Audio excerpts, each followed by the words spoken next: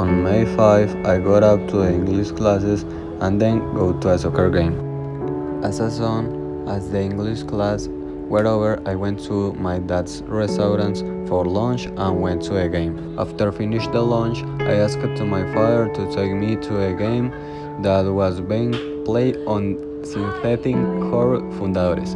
In the game, I ran with my friend to shoot a center, and a second before shooting, I feel a pain in my knee, but I did not pay much attention. After 20 more minutes of the game, I made the same move to shoot a center, and I just went going to shoot the ball, my knee came out.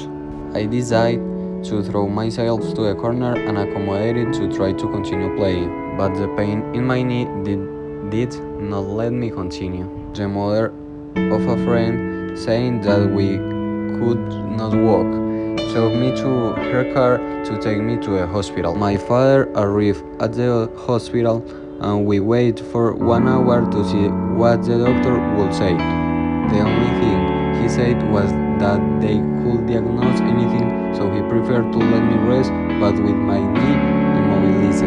After 1 month, I went for a checkup, and the doctor said that the only thing I could do was have a surgery.